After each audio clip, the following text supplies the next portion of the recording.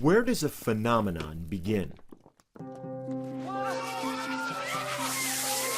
I'm proud to take the Ice Bucket Challenge. Ice Bucket Challenge for ALS. How does a movement start? This starts with one challenge. I am doing this in honor of Pete Frates. Pete Frates. With one name. Frates is swinging the bat today with an awful lot of confidence. As a hard-charging outfielder, Pete Frates was the team captain at Boston College in 2007. That's a grand slam home run for Peter Frates. A lifelong Red Sox fan, his finest moment in baseball came in one at-bat on his favorite field. Playing at Fenway is just, a dream come true for any kid growing up around here. I went 4-4, hit a home run at Fenway. 4 years after graduating, Frates was playing in a men's league in Boston in 2011 when he sensed something was wrong with his body. In March of 2012, after months of guessing, a neurologist delivered the news. And he looked straight at Pete and he said, "Honestly, I don't know how to tell a 27-year-old this. Pete, I believe you have ALS." I just started screaming, "Oh my God, my son's gonna die." I've always kind of been a positive guy. For me, it was, okay, here's what we're dealing with, let's go to work. Pete made a choice. He would attack the disease. He would make a difference. He would make his fight matter. In March 2013, he earned an audience with the Food and Drug Administration in Washington with a simple goal: more attention and more action. I ask of you, let's speed up the process. Let's work together and let's get this disease a thing of the past. Thank you.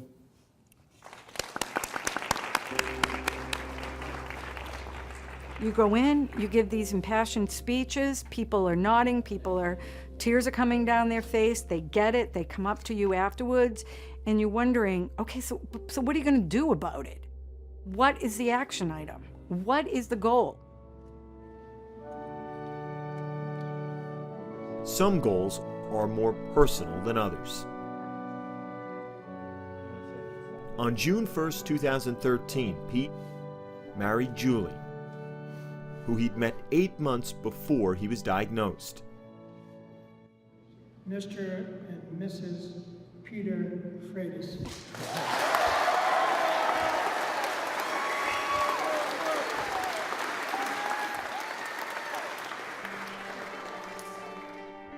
Now almost entirely confined to a wheelchair, Pete walked her down the aisle. I just love him, and that's that. And Pete's always telling me it's gonna get worse before it gets better. And I'm like, haven't we had the worst yet? Like, this is it, okay, enough. Like, can it get better now? It's hard to just watch someone you love so much just, their body is just failing and there's really nothing I can do about it. There's nothing the doctors can do.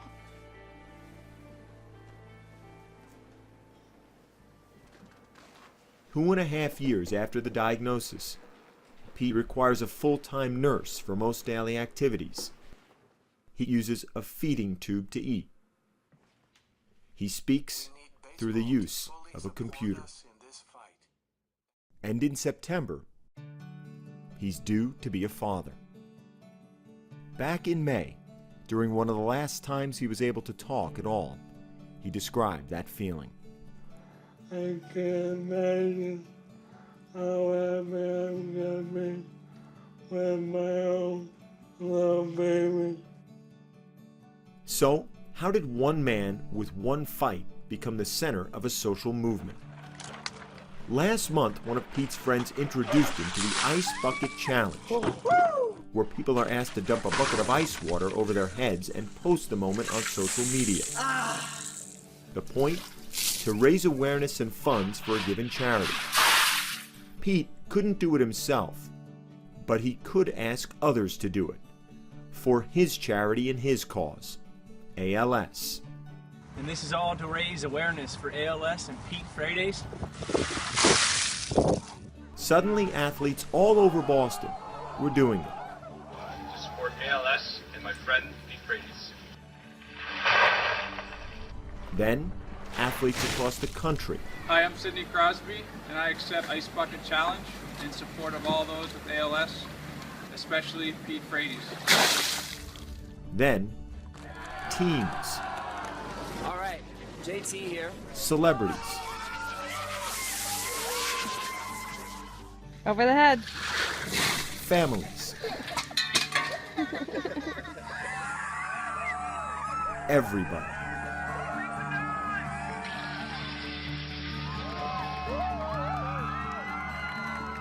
In less than a month, the challenge became a viral sensation and a fundraising engine.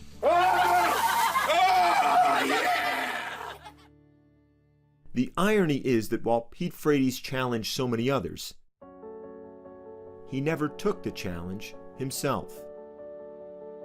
So, August 14th, in the perfect place on a perfect day, the outfield at Fenway, Pete Frates did what he's asked so many others to do. You ready for this?